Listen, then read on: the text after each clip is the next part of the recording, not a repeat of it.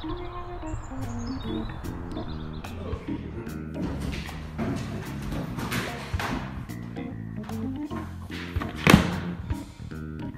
si. Moje meno je Mário Elektrik, som váš profesor. Na dnešnej hodine budeme skúmať bod varu. Bod varu vody. Áno, a aby to nebolo zbytočné, uvaríme si vajce na tvrdo. Vysvetlím. Bez jasno. Ďakujem. A je vajce. Vajce A. Rozumiete? Voda. Nalejeme vodu do varu. Kadička. Jeden. B, A, kadička, voda, vajce, voda. Chápete? Podľa rovnice A na kruhu. Odmocnina. 2. A vyjde bod varu. Kto vie, aký je bod varu? Správne.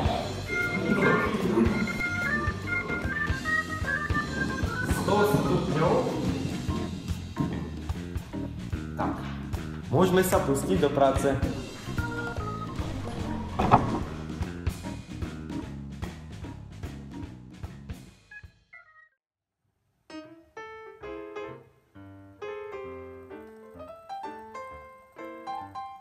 Venta voda vrie!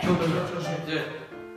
Ale je to len 96 stupňov, pán profesor. Nehovorili ste, že voda vrie až pri 100 stupňoch?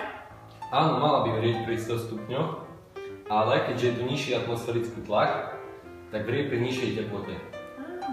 Teraz si predstavte, že by sme to vajce varili na Marse. Čo? Preboha, prečo na Marse?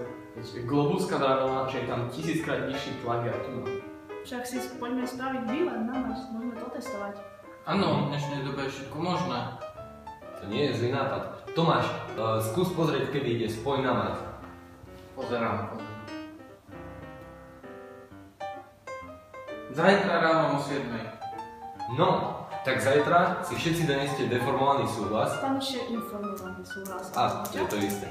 Informovaný súhlas od rodiča a môžeme ísť. No, Dobre. super výlet. Takže zajtra o 7 sa čakáme na stanici Marsku. Dobre? Áno, ok. Ďakujem. Idem domov.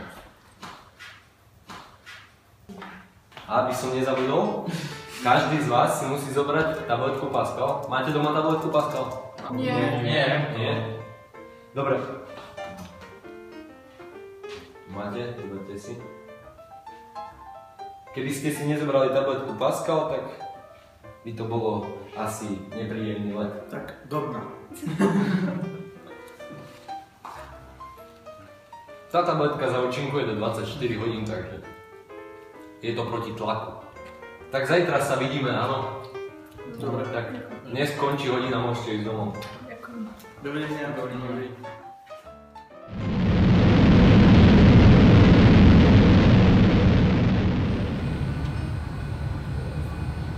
A idete si dávať špajka? Či ste si vzali tabletky Pascal? Áno. Samozrejme, pán profesor. No, to dúfam, ale by ste vybuchli. Verko. Áno, viem. A keď už sme pri tom, ako dlho tam budeme cestovať? 12 minút. To je rýchlosť. Moja babka by sa teda čudovala. No, dnes je to rýchle. Nie ako tie rachotivé MHDčky v roku 2020.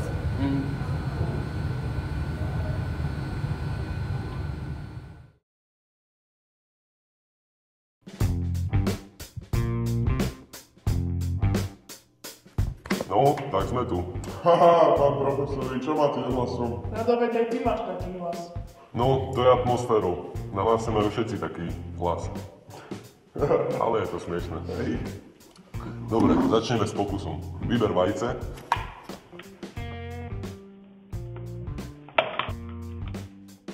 To čo bolo toto? No čo bolo asi? No, vyšplechlo vajce. Dobre, poď sa umyť. A dali ste tabletku Pascal aj vajcu? Nie, pán profesor, zabudli sme na to. No, to by sa stalo aj s vami, keby ste zabudli. No nevadí, vyber druhé vajce, skúsime to znova. Pán profesor, to bolo jediné vajce, čo máme. ako jediné. Tak už viac nemáme.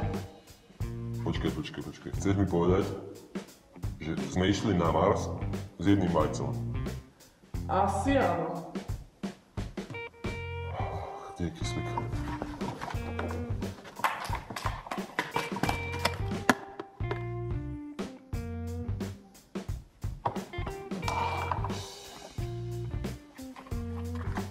No tak sa teda môžeme vrátiť domov a robiť pokusy tam.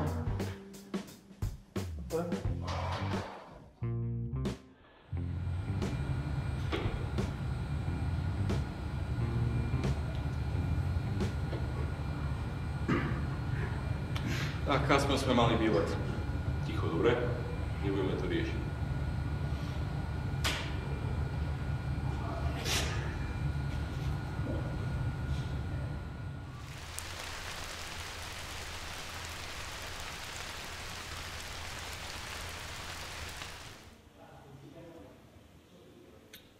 Pán profesor, a vlastne prečo to vajce prasklo? Vygoogli si to. Nevážne, vie niekto, prečo praskol? Veď jasné, že ty vieš, ale niekto iný. Tak podľa mňa praskol preto, lebo sme mu nedali tabletku Pascal. Áno, a vie niekto, čo tá tabletka Pascal vlastne je? Veď jasné, že ty vieš, ale niekto iný. Tak podľa mňa to je tabletka, ktorá vyrovnáva tlak medzi našim telom a vonkajším prostredím. Áno, správne. Čiže vlastne, kebyže dáme tabletku Pascal vajcu, tak by v ňom nevznikol taký veľký pretlak a nevybuchlo by. Áno. Ale to nie je také ľahké. No. Tak. Aspoň sme mali výlet. Pekný bol. A poučili sme sa z vlastných chýb. Počkať, kde je Tomáš? Tomáš?